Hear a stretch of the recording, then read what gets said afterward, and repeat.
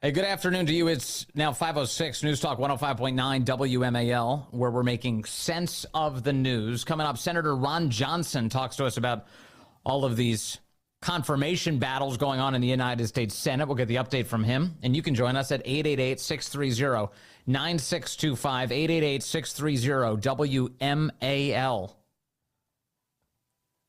This week, an illegal alien from Honduras arrested after being accused of sexually assaulting a woman as she walked along the W&OD Trail in Herndon, Virginia.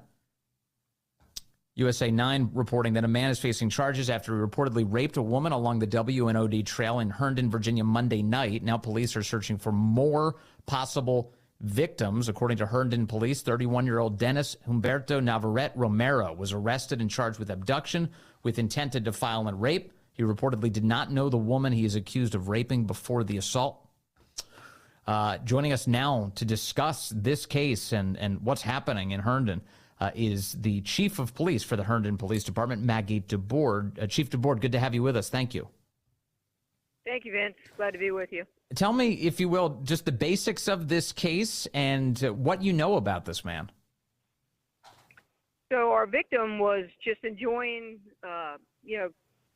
the downtown businesses and was spending the evening there and decided to walk home on the W&OD Trail and lives in town. And so that trail is fully lit down there, and it's a pretty early part of the evening. It's before 9 o'clock, and it's one of our warmer evenings we've had this past week. And she sees this individual ahead of her, and as she gets up there, he grabs her and literally forces her off the trail and proceeds to brutally rape her.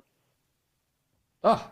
She actually thought she did a great job as far as defending herself and fought and was able to eventually get free and was able to flag down a citizen in the area. That person made a call. We had other multiple calls that came in. I'm sure she encountered a few people at that point, but we did have multiple calls that came in.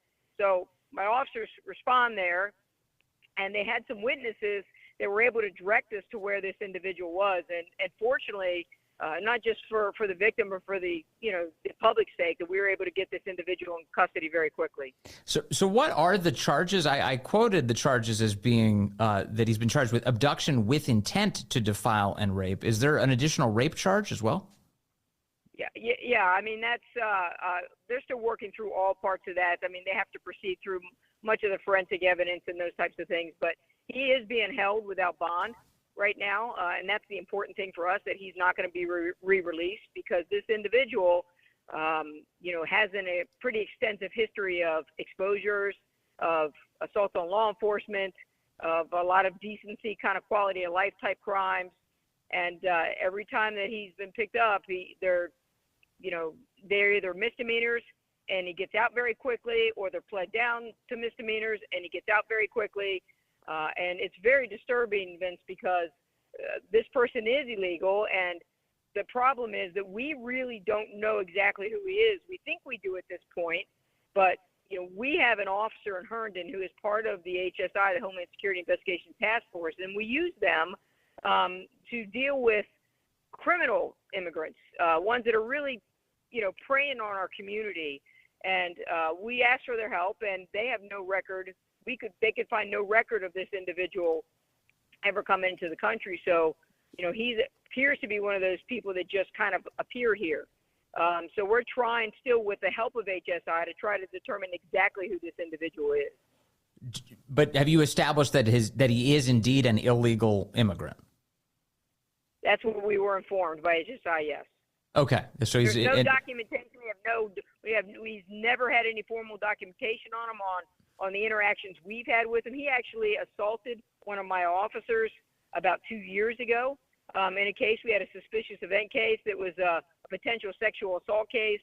We responded, located this individual again, and he attacked, tried to actually choke one of my officers. He was charged with felony assault on a police officer, and then several months later, we found out it had been pushed down to a misdemeanor, and so he basically did, a number of days and was out again. So he attacked one of your officers while your officer was undertaking an investigation into a different sexual assault? Yeah, this was about 2023. Yes. Was he a suspect in that case?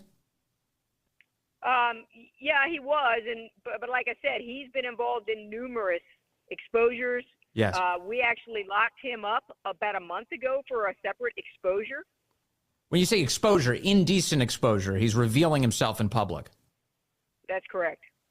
And when people are deported here for criminal activity, when illegal migrants, and those are the only ones we ever seek help for, is to remove people who are literally creating safety issues for everyone who lives in our community. And when they do that, typically they're for very serious crimes. But the problem with this individual, he's committed a series of crime after crime. Exposures have been the subject of that. Going back to now, we thought it was just a 2022. Now we can see that there have been allegations with him going back in this region back to 2017. So why is he being released so frequently? You described a number of awful crimes that he stands accused of or has been found guilty of. Why is he consistently released back into the public? That's a great question, and that's a question we'd like to know. But what I was trying to kind of get to is that when you have a really serious case like we do now, there is usually assistance for Homeland Security to help us get that person removed or deported. Now, this individual should stand for his crime here, get sentenced hopefully if he's convicted, and then deported after his crime is over. But the problem is when they commit all these small misdemeanors, there's no appetite to remove them. And because the way the system is, there's really no way for anybody to connect all the dots and make that happen. It's one thing to have a minor misdemeanor. Yeah, you might not support somebody for a minor misdemeanor, but when you have years of serious interactions, it changes the whole picture of how dangerous that individual is. And now we have a complete escalation of his behavior to where somebody was impacted for the rest of their life. Okay, but I just want people to understand, and you've given us so many important details here, Chief, but I want people to understand that the suspect in this rape case from Monday of this week, it was last week, 7 days ago, I think today, that he was given a 50-day jail sentence after pleading guilty to indecent exposure. Fairfax now has the report on this. And yeah, that's the case I referred to, the last one we had. Yes. But they say that, however, Virginia law allows early releases for individuals who have been sentenced to 12 months or less for a misdemeanor if they earn credits for good behavior. 1 credit is awarded for each day served, including any jail time prior to sentencing. So, in other words, they let him off for good behavior? Am I understanding this correctly? If that's what you're reading, we have no idea why they let him out so soon. If they looked at his background, they could see he's in our opinion, he's a predator. And we feel that way based on the facts of this case and some of the other stuff that we've looked at.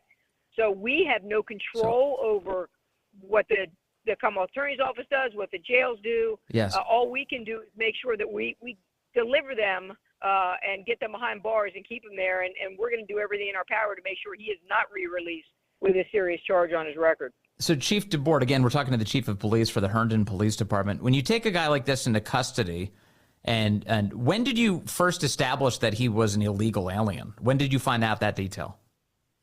So we don't always know that because we don't generally ask right away.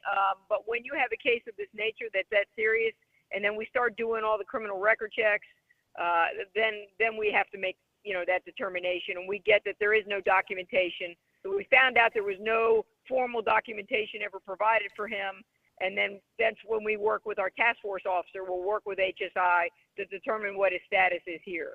And it's at the point now where, because of the seriousness of this crime, if this individual were to be released, we would certainly petition HSI to put a detainer on him so he could not be released. So my job is to keep the community safe. I can't do it if folks like this are out running free on the street.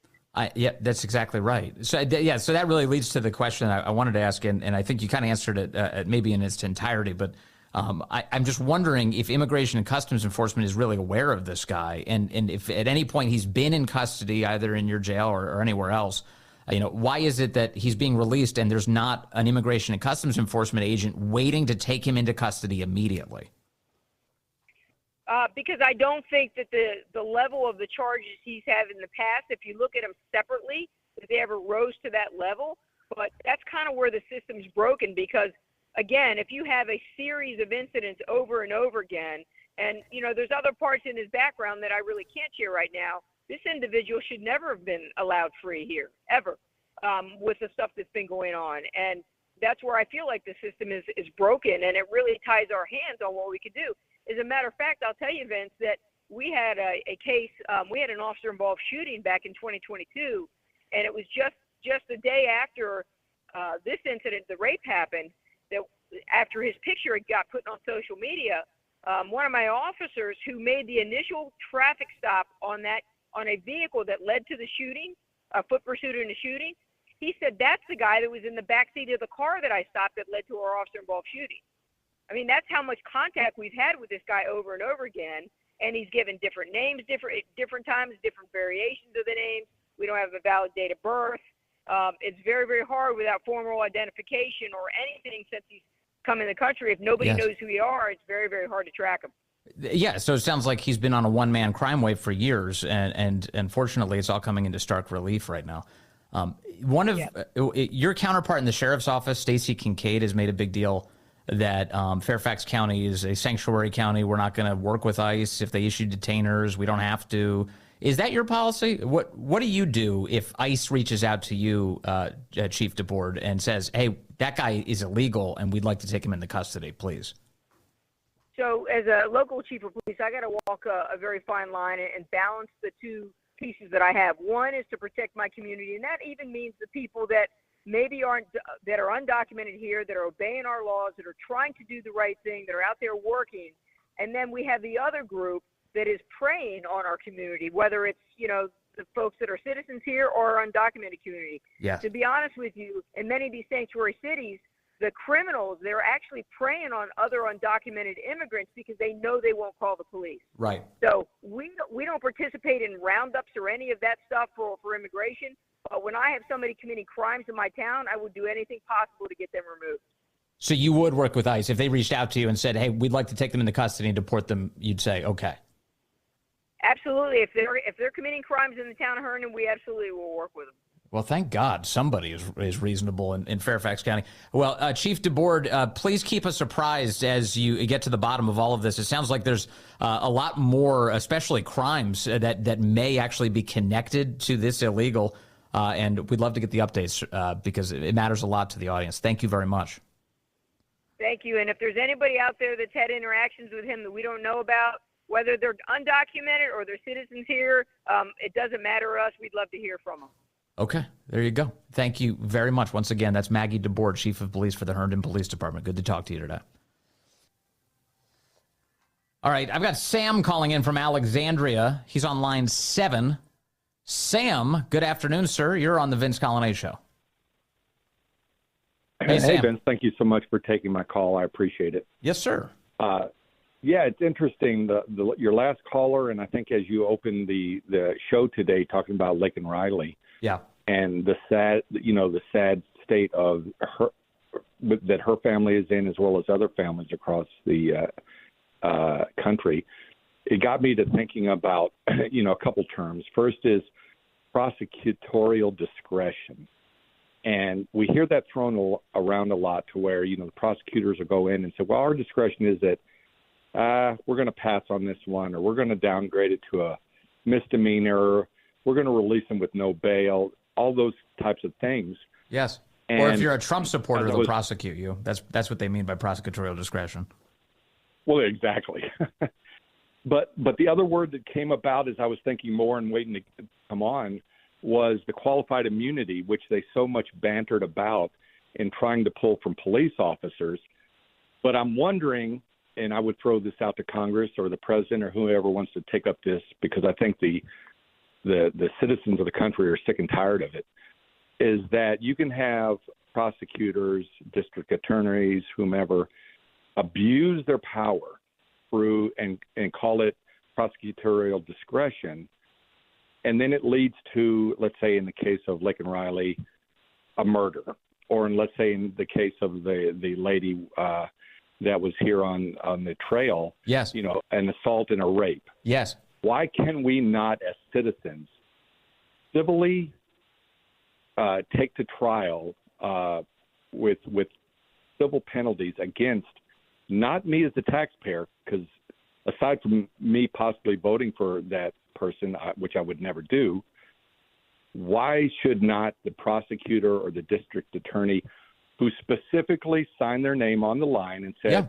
cut this guy loose, why should he not be found liable? There have to be consequences. For civil penalties. Absolutely. I totally agree. And I don't care how they manifest themselves. There have to be consequences. Otherwise, you don't have a stable society. If you hand a toddler a loaded gun and then something awful happens, that's your fault. And you have a situation here where they keep releasing all of these illegals back into the community, including after this guy apparently has this rap sheet that they're finally stitching together. They say, wait a second, that's the same guy who was accused of another sexual assault. That's the same guy who keeps being arrested for indecent exposure, this menace, who's not even an American citizen. He's a Honduran national here in the United States committing all these crimes. He just raped a woman on a trail after he was released from jail early because of, quote, good behavior. Yeah, there have to be consequences, not just for him, but all of the people who enabled him to commit these crimes all over our community. It's just the truest thing. It's just so awful. Thank you, Sam. It's a good point. We need consequences. We need a society with consequences. Coming up, Senator Ron Johnson talks to us about all of these confirmation battles taking place.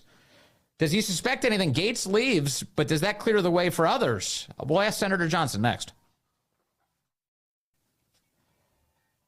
Hey, good afternoon to you. It's 5:35 now. News Talk 105.9 WMAL, where we're making sense of the news. You can join us at 888-630-9625, 888-630-WMAL.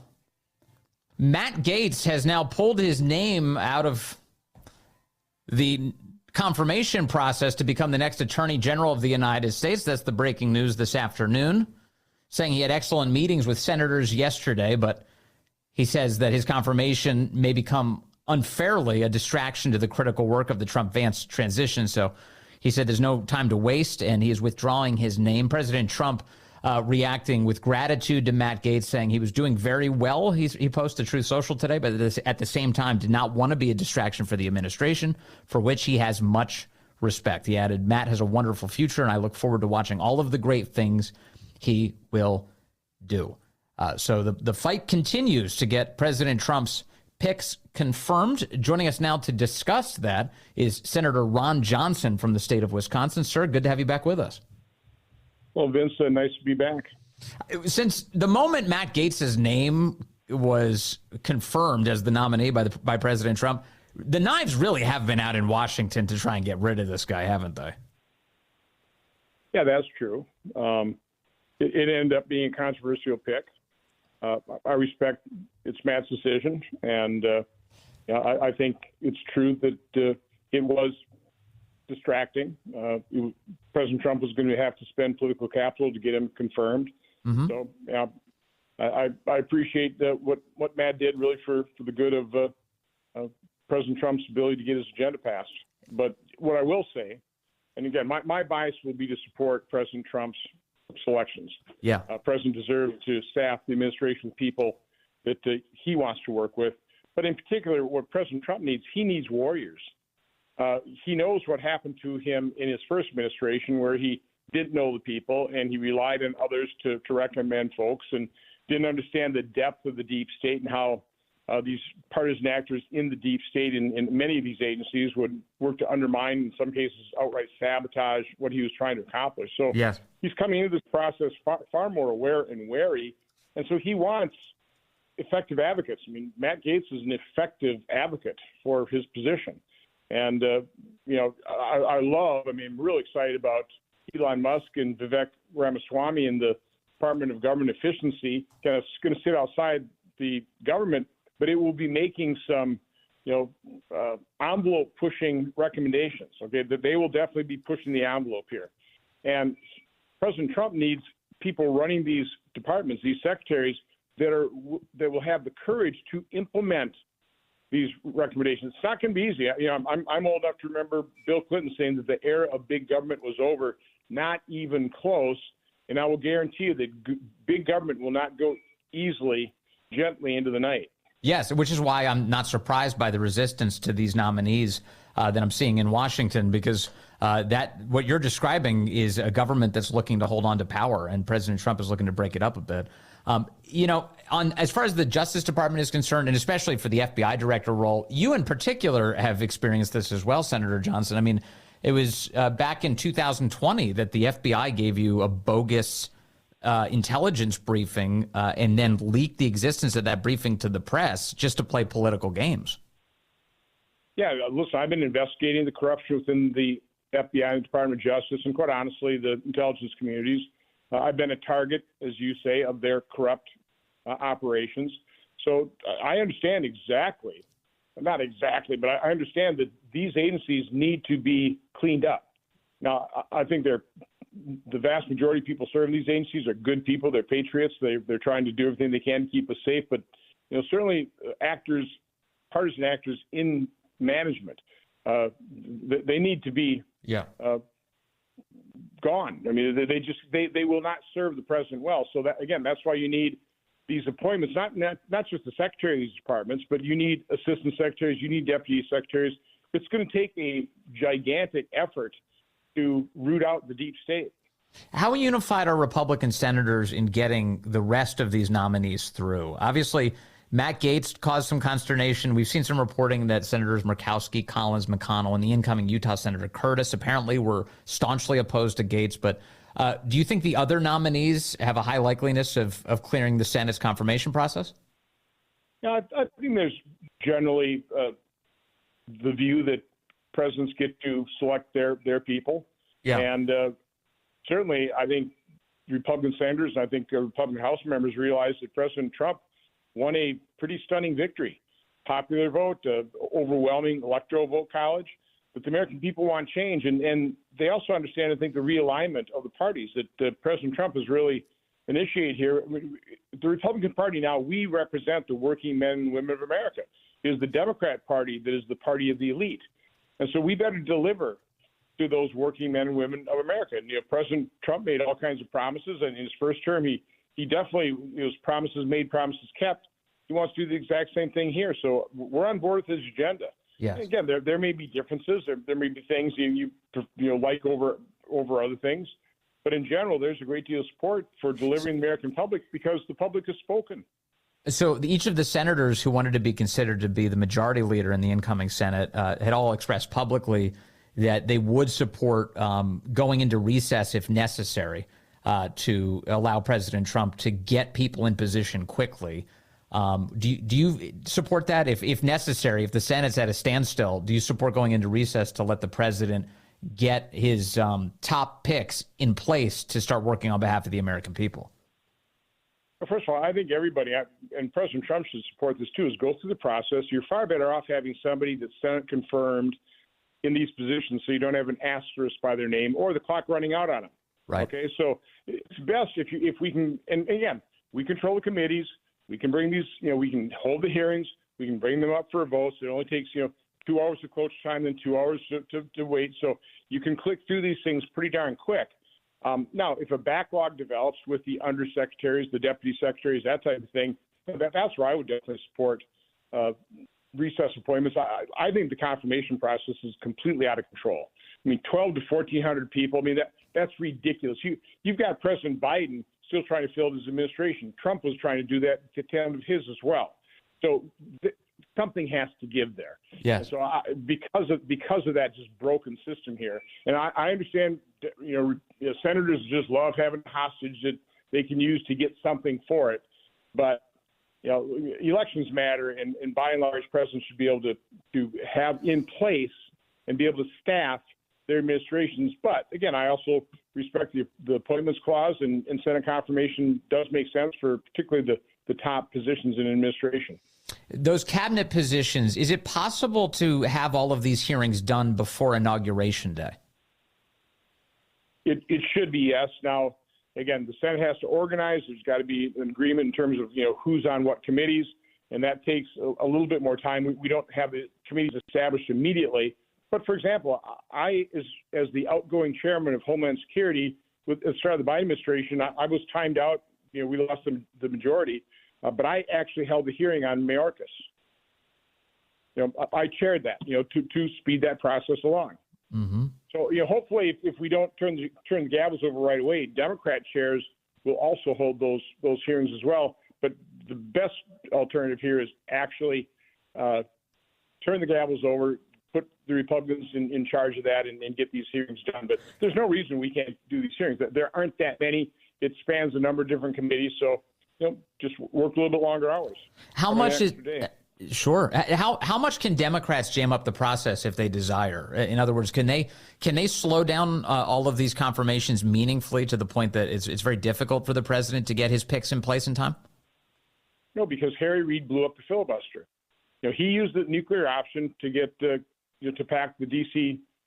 Circuit Court, and so now it literally just takes a few hours. Again, you have cloture, you have intervening day. I mean, there's a little more complicated than that, but if you schedule it right. Basically, we take two votes in combination, wait 2 hours, take two more votes, wait 2 hours, take two more votes. That's just kind of the rhythm of the Senate. So, again, you can vote for cloture, do a confirmation vote for cloture on another nomination 2 hours later. So, it's just timing this thing. So you can click through those things pretty quick. And if you notice, we were up till midnight, Monday night this week and Wednesday night, voting on district court judges.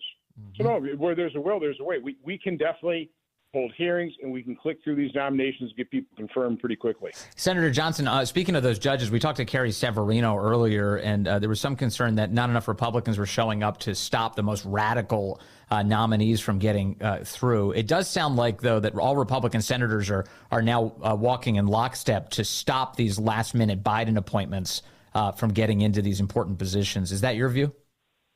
Yeah, there was a real failure, to allow that 11th Circuit judge to be confirmed. Okay, but I think everybody recognized it, and everybody rallied, and everybody showed up, and so basically now we have an agreement with Chuck Schumer that again we cannot stop district court judges because Sinema and Manchin aren't with us. But to their credit, first of all, Joe Manchin, Kirsten Sinema, I would say real political courage. Stood up and defended the filibuster, didn't let Chuck Schumer destroy the Senate from that standpoint. And they also are in agreement with Republicans, and they will vote with us to defeat these just wacko nominees for circuit courts, these lifetime appointments. So now those will be blocked because, the ones that didn't show up realize they have to be here. They're still U.S. senators. We need their vote. They have to do their transition from the Senate office. And tell me how different this world is going to be when you come in January and you have 53 Republican senators, 47 Democrats.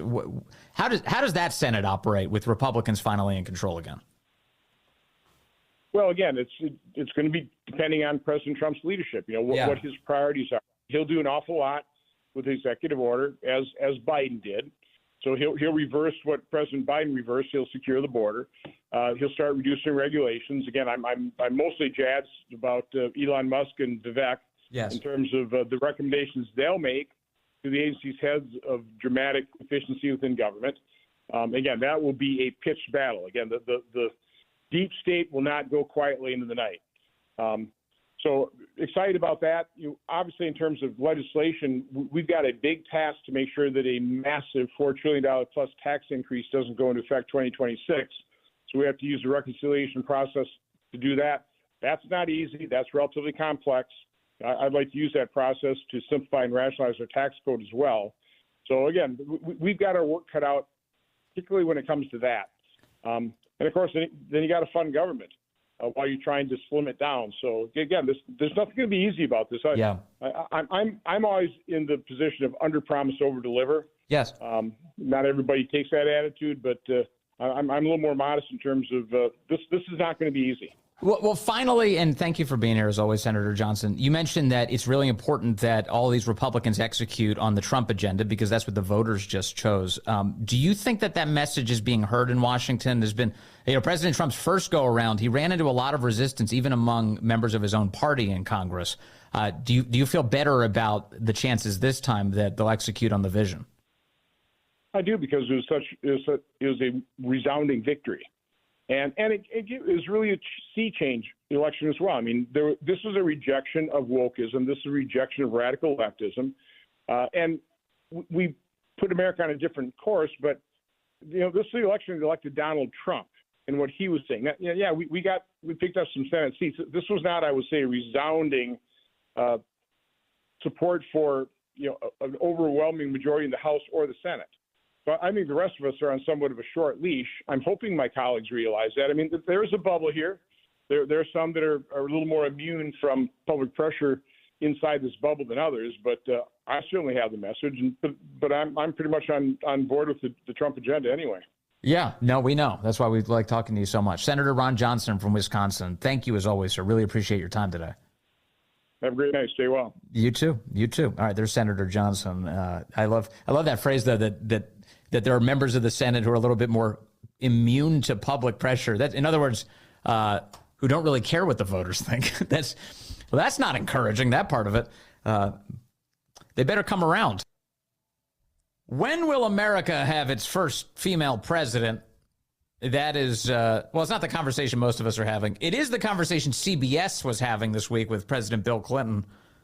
And he's, I don't know what it is. In his old age, he's just given up caring about the Democrat Party line. He's just straight up says, it's far more likely that a conservative woman will be the first president who is a woman, not a lefty lunatic. He didn't use those words, but this is how it came out. Do you think part of the issue is that America is just not ready for a female president? Maybe. I think in some ways we've moved to the right as a reaction of all the turmoil. I think if Hillary had been nominated in 2008, she would have walked in just like Obama did. Has the country changed?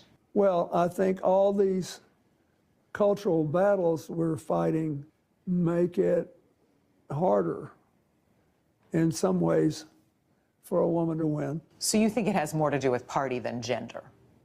No. Although I think it would probably be easier for a conservative Republican woman to win. Than a Democrat woman? Because,